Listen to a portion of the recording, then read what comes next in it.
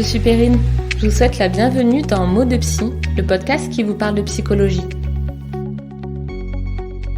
Vous découvrirez ici le récit de professionnels qui travaillent autour de la psychologie et de l'accompagnement de l'humain, de femmes et d'hommes qui vous raconteront leurs expériences concernant leur suivi, ainsi que des concepts et outils pratiques pour explorer ensemble la magie du fonctionnement de notre cerveau, nos pensées et nos émotions.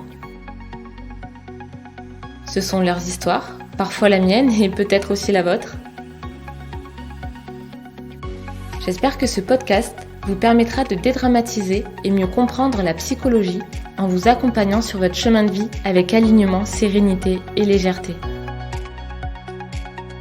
Très belle écoute!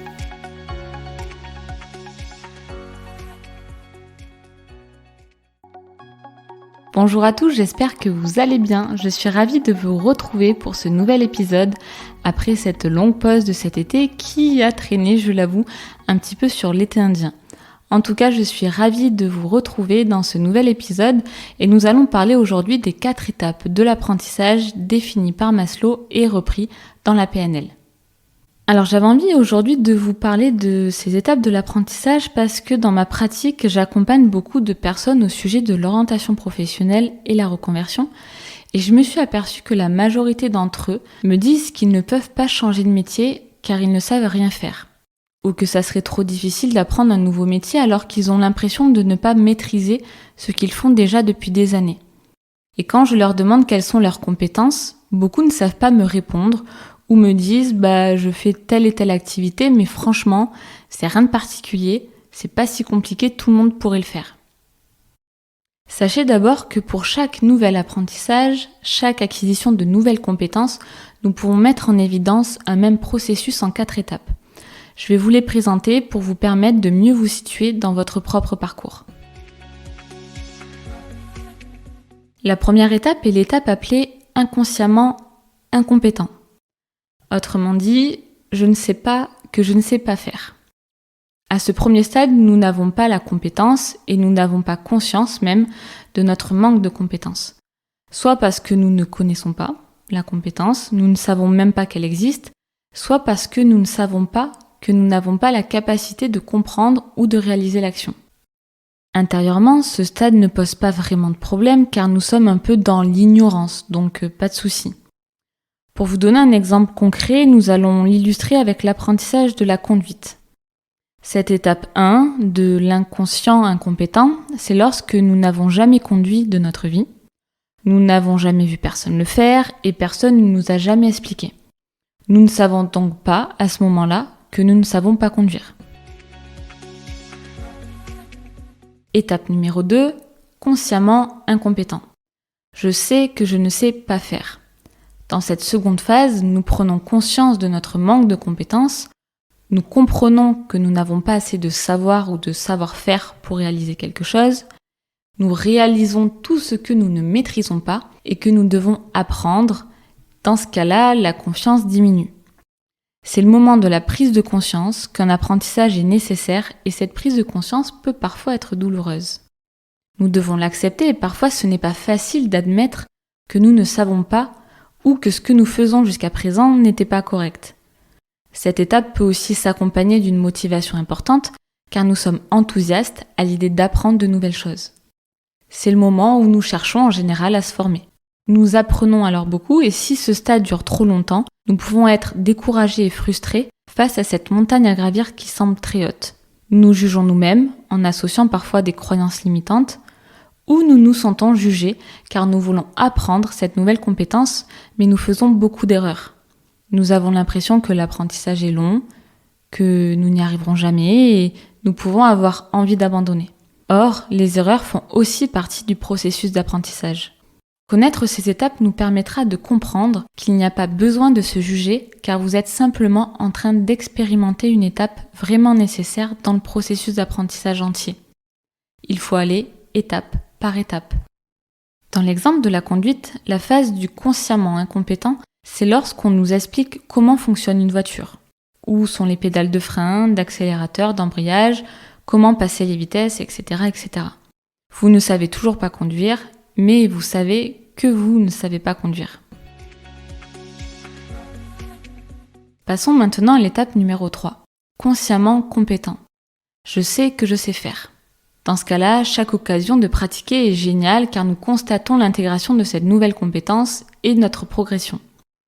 C'est souvent la phase la plus longue car l'apprentissage demande de la répétition et de l'attention.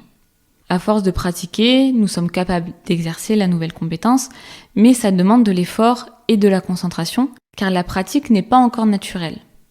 C'est donc une phase assez fatigante qui nous demande beaucoup d'énergie. Toutefois, la confiance se renforce car nous sommes à présent autonomes dans l'application de cette nouvelle compétence et nous remarquons nos progrès. Dans l'exemple de la conduite, vous êtes consciemment compétent lorsque vous arrivez à conduire mais que cela vous demande une grande concentration. Plus vous pratiquez, moins vous calez, les démarrages en côte sont de plus en plus faciles, mais vous devez tout de même rester concentré pour conduire. Et enfin, l'étape numéro 4, inconsciemment compétent. Je ne sais pas que je sais. Nous avons tellement pratiqué que cette compétence devient naturelle et automatique. Des connexions dans notre cerveau font que la compétence est acquise, elle est bien là, je sais faire, ça c'est ok, et en plus je n'ai même plus besoin d'y penser consciemment pour le faire.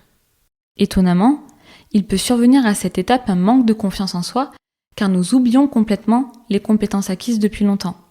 Ou alors les compétences exercées dans certains contextes et non identifiées comme compétences disponibles dans d'autres situations. C'est-à-dire que les compétences que vous exercez au travail, par exemple, sont tellement naturelles pour vous, vous les exercez tellement inconsciemment que vous ne pensez pas qu'elles puissent être valorisables et transférables dans un autre contexte que celui de votre emploi. Donc, ce qui est fait simplement et sans effort n'est plus valorisé et reconnu comme une qualité ou une compétence. En conduite, vous êtes inconsciemment compétent lorsque vous maîtrisez totalement votre véhicule, vous utilisez les pédales sans même y penser, vous conduisez jusqu'à chez vous sans même vous en être rendu compte. Vous ne savez pas que vous savez conduire car c'est totalement naturel pour vous. Tout ce que vous faites au cours d'une journée de façon naturelle et automatique fait donc appel à des compétences inconscientes. L'habitude fait que vous êtes devenu amnésique par rapport à vos compétences. Ceci peut favoriser un manque de confiance en soi car vous ne vous rendez pas compte que ces compétences sont naturelles du fait qu'elles soient totalement acquises. Pourtant, ce sont exactement ces compétences inconscientes qui vous rendent unique. Je vous invite à remettre de la conscience sur vos compétences inconscientes. Peut-être que sur une journée de travail, par exemple, vous pouvez mettre en évidence toutes les choses que vous faites par habitude sans réfléchir. Vous rappelez aussi les difficultés dans certaines tâches que vous avez pu avoir et qu'aujourd'hui vous faites très naturellement. Et reconnaître toutes les compétences complémentaires maîtrisées et acquises. Alors, quelle différence cela fait pour vous maintenant que vous avez remis de la conscience sur vos compétences inconscientes ? Peut-être que vous vous questionnez sur votre parcours professionnel et que vous avez l'impression de ne pas avoir de compétences dans votre travail, que ce que vous faites, tout le monde pourrait le faire, que ce n'est pas bien compliqué et que vous n'avez pas les compétences pour changer de métier alors que vous en avez profondément l'envie. Si c'est le cas, n'hésitez pas à solliciter un professionnel.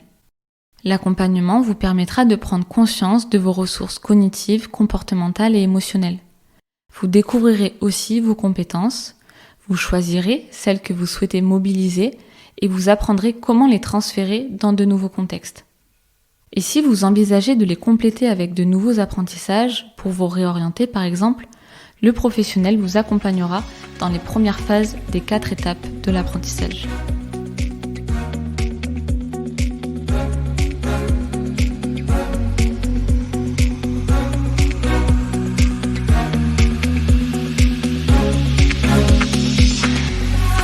Je vous remercie d'avoir écouté cet épisode et j'espère qu'il vous a plu.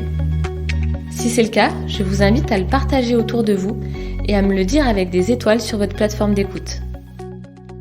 Je vous remercie également par avance pour vos commentaires. Pour découvrir les actualités de ce podcast, je vous invite à vous y abonner et le suivre sur Instagram sous le nom de mo.2.psy. À très vite pour le prochain épisode.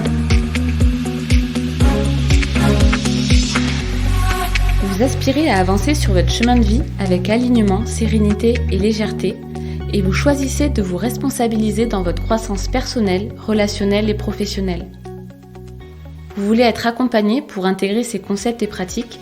Alors vous pouvez me contacter sur Instagram ou sur mon site internet perrinegaillard.psychologue.com.